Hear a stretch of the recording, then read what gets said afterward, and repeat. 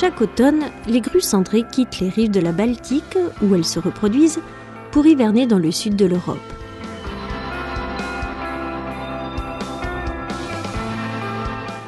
Le plus important site d'hivernage de France se situe au cœur des Landes, à Arjuzan, où 25 000 d'entre elles établissent leur quartier d'hiver.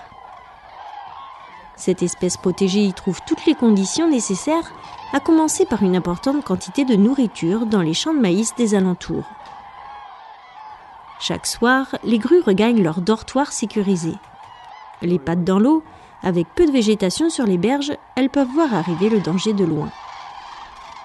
Environ 5000 scolaires et adultes assistent chaque année à ce spectacle grandiose en participant aux visites guidées ou aux animations organisées par le syndicat mixte de gestion des milieux naturels. Le travail des gardes nature ne s'arrête pas là.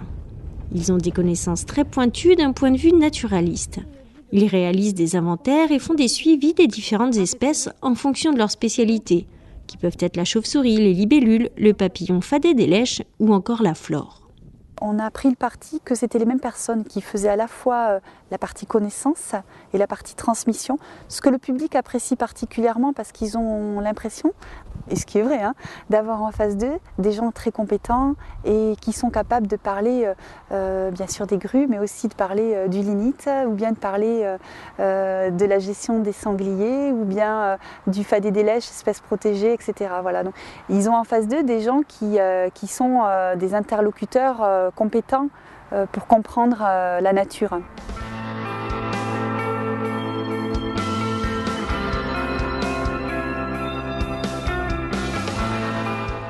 Pendant la saison hivernale, les grues sont comptées 2 fois par semaine au moment où elles quittent leur dortoir au petit matin.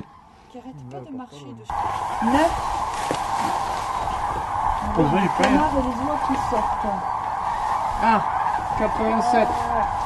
C'est important parce qu'en fait, sur l'ensemble des sites européens, c'est quelque chose qui se pratique.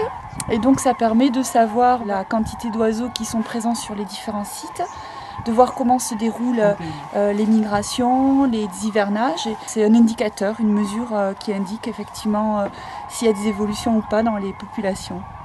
Le maximum s'obtient plutôt lors des grandes phases migratoires. Il y a des pics, des oiseaux qui vont utiliser le site en halte ponctuelle et continuer le voyage, soit plus au sud lorsqu'elles descendent à l'automne, soit lors de leur remontée au printemps. Et à ce moment-là, on peut avoir des grands effectifs. Par exemple, l'an dernier, on a atteint un pic qu'on n'avait jamais eu. On était monté à 59 000 grues. L'hiver, ici, on a entre 20 et 25 000, ça va dépendre des années, grues qui peuvent être présentes en hivernage. Le site est entretenu en réduisant l'intervention de l'homme et de la machine pour permettre la plus grande biodiversité possible. Donc, ce sont des vaches écossaises, des Highland Cattle, donc, qui ont été introduites par le syndicat mixte afin de pâturer sur les prairies, pour qu'il y ait une gestion vraiment extensive du site, pour pas tout le temps que la machine passe pour faucher les prairies. Donc ça nous permet également d'avoir quand même un sol assez riche en nutriments, d'avoir des milieux ouverts pour une diversité de passereaux. Si le site semble aujourd'hui naturel, jusqu'en 1992, il était une vaste mine à ciel ouvert. Pendant plus de 30 ans, EDF y a exploité le lignite, un charbon, en creusant d'immenses excavations profondes de plusieurs dizaines de mètres. C'est EDF qui exploitait ce charbon des années 1959 à 1992. Ils avaient donc besoin de retirer les premières couches du sol, 30 à 40 mètres, qui étaient composées de sable et d'argile. Et après, quand ils retiraient ça, il fallait le stocker. Donc ils ont stocké toutes ces couches sur cette zone. Et en fait, au fil des années, avec les précipitations et le ruissellement, ça a créé des trous d'eau. Donc, c'est pour ça que l'on voyait ces trous d'eau quand on est passé, que nous, on appelle communément des bassines. Ce sont de grandes mares, en fait. Donc, c'est très intéressant parce que ça renferme des espèces de libellules. Une qui est patrimoniale, c'est la libellule à front blanc, qui, comme son nom l'indique, a un front blanc. Autour de ces bassines, il y a des touffes de moulinie, qui est une herbe en fait, la moulinie bleue. Et il y a le fadé des lèches qui s'y reproduit là-dedans. Donc ce sont vraiment des milieux à part entière qui vont recouvrir une forte richesse biologique. Et nous maintenant, on est ici à peu près.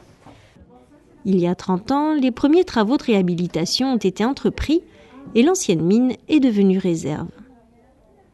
En 2002, les 3000 hectares du site qui appartenaient à l'État ont été rachetés par le département des Landes. 3 ans plus tard, un syndicat mixte de gestion des milieux naturels a été créé pour gérer et préserver la réserve d'Arjuzan et celle des Marais d'Orx. Ce syndicat regroupe le département, la région Aquitaine et les 4 communes sur lesquelles le site s'étend, à savoir Arjuzan, Rion-des-Landes, Morsinx et Villenave. Même dans les Landes, département très vert, la réserve joue un rôle capital pour le développement de la biodiversité. On va trouver des espèces effectivement banales qu'on trouve partout aux alentours. Mais par contre, les espèces plus rares, pour qu'elles puissent apparaître, il faut qu'il y ait effectivement des milieux qui soient le plus en équilibre possible, avec le moins de perturbations. Donc effectivement, on est quand même dans un département qui est très privilégié. On a une faible pression urbaine, on est un milieu plutôt rural. N'empêche que on a quand même une activité sur le territoire, la forêt, l'agriculture, etc. Il y a quand même des incidences sur la biodiversité.